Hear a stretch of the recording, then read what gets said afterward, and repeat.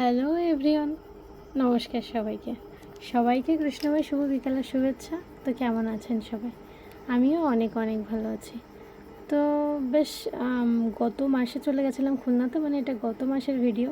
তো আমি ভয়েস দেওয়ার সময় পাইনি আর এডিটিং করারও সময় হয়ে ওঠেনি, তাই জন্য ভিডিওটা আপনাদের সাথে শেয়ার করতে পারিনি। তো খুলনাতে যাওয়ার পরে শহরে তো ঘুরতে ভালোই লাগছিল না, বেশ গরমও ছিল। তাই জন্য আমরা ভাবছিলাম একটু শহরের বাইরে কোথাও থেকে কেননা ঘুরে আসা যাক।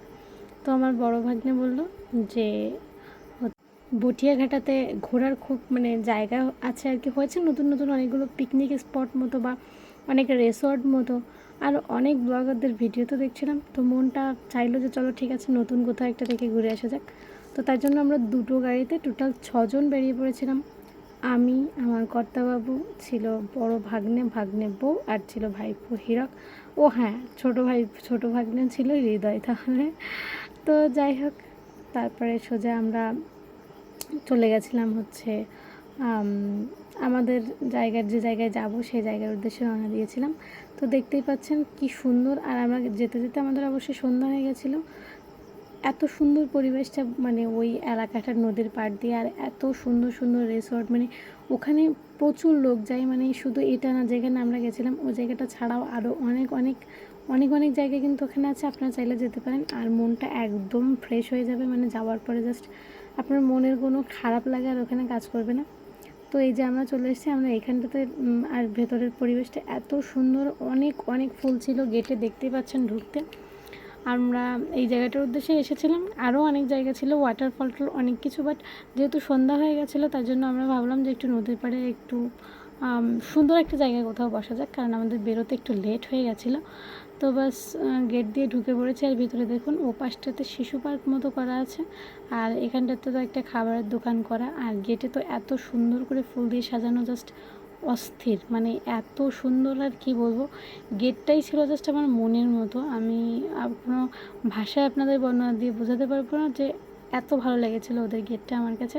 আর ওখানে তো আমি প্রচুর প্রচুর ছবি উঠেছিলাম, আমরা সবাই। আর নর্মালি এরকম জায়গায় গেলে ছবি উঠতে সবারই মন চাইবে। তো তারপরে দেখুন আমরা এখানে সবাই মিলে ছবি ওঠাউঠি করছি, ঘোরাঘুরি করছি। আপনারা কে কে এই জায়গাটাতে গেছেন এর আগে অবশ্যই কমেন্ট করে জানাবেন, আর এখনও কে কে যাননি অবশ্যই কিন্তু কমেন্ট করে জানাবেন। তো দেখুন জায়গাটা মোটামুটি খুব একটা অনেক জায়গা নিয়েও নয়, আবার একদম যে অল্প জায়গা নিয়ে তাও কিন্তু নয়, বেশ সুন্দর জায়গাটা। দেখতেই পাচ্ছেন নদীর পাড়ে একদম।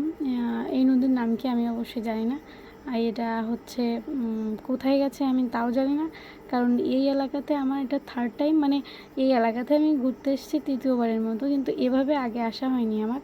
আগে এখান থেকে রাস্তায় ঘাটে যাতায়াতে আর কি যেটুকু যাওয়া আসে, তাই জন্য এই এলাকা সম্পর্কে আমার তেমন একটা কোনো ধারণা নেই। তো মোটামুটি দেখতে পাচ্ছেন সুন্দর একটা পরিবেশ, টেবিল চেয়ার টেয়ারগুলো দিয়ে খুব সুন্দর করে সাজানো ছিল, কিন্তু গতদিন রাত্রে ঝড় হয়েছিল, আর ঝড়ের কারণে সব কিছু একটু এলোমেলো হয়ে গেছে আর কি এখানের সব কিছু।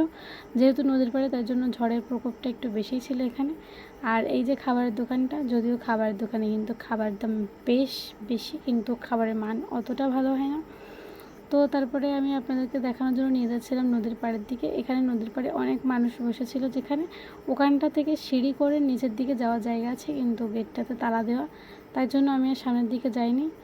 আর এর সোজা সামনে এগিয়ে গেলে দেখতে পাচ্ছেন এখনও হয়তো এনারা কিছু করবে জায়গাটাতে, সেভাবে এখনও বাড়িয়ে পারেনি। বাস একটা সুন্দর দোলনাও আছে, যারা দোল খেতে চাইবে তারা এখানে দোল খেতে পারবে।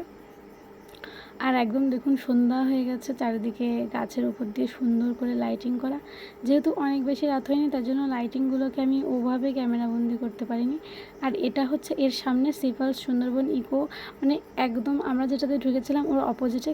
টাইমে শর্ট থাকার কারণে আমরা এখানে যেতে পারিনি, আর ওখানে রাত্রেভাবে এন্ট্রি হয় না। আমরা গেছিলাম ঢোকার জন্য, বাট আর হয়নি। তো তারপরে ওখান থেকে সোজা বেরিয়ে পড়লাম, আমরা খুলনায় আসার উদ্দেশ্যে রওনা দিয়ে দেবো তাই জন্য। আর এই যে দেখুন একদম ওখান থেকে বাইরে, পার্কের বাইরের ভিডিওটা নিচ্ছিলাম, যে বাইরের থেকে পার্কটা এত সুন্দর দেখাচ্ছিল, জাস্ট ভাষায় বলার মতো না যে কত সুন্দর দেখাচ্ছিল, আপনারা দেখতেই পাচ্ছেন। তো যারা এখন ওই জায়গাটাতে ঘুরতে যাননি অবশ্যই যেতে পারেন। শুধু এই জায়গাটা না, এই এরিয়াতে গেলে অনেকগুলো এরকম ধরনের পার্ক রিসর্ট পেয়ে যাবেন, যেখানে গেলে আপনার মনটা এমনি থেকেই অনেক বেশি ভালো হয়ে যাবে। যদি কখনো মন খারাপ হয়, আমার তো মনে হয় এরকম একটা সুন্দর জায়গায় অবশ্যই যাওয়া উচিত। তাতে করে আমাদের মনের যে মানে একটু ফ্রেশনেসও আছে, যেহেতু ন্যাচারের মানে যত ন্যাচারালের ভিতরে যাবেন, মানে যত গ্রামের পরিবেশ এরকম প্রাকৃতিক পরিবেশে যাবেন, তত কিন্তু মনটা অনেক অনেক বেশি সুন্দর হবে। আর এরকম একটা পরিবেশে গেলে তো এমনিই মনটা ভালো হবেই হবে সবার। আমার যদি আবার কখনো সুযোগ হয়, আমি তো ডেফিনেটলি আবারও যাব। তো সবাইকে অসংখ্য ধন্যবাদ আমার পুরো ভিডিওটা দেখার জন্য। আমার ভিডিওটা কেমন লাগলো অবশ্যই কমেন্ট করে জানাতে ভুলবেন না। যারা যারা এখনও জাননি অবশ্যই জায়গাটা থেকে ঘুরে আসবেন। আর কেমন লাগলো অবশ্যই কমেন্ট করে জানাবেন। সবাইকে টাটা।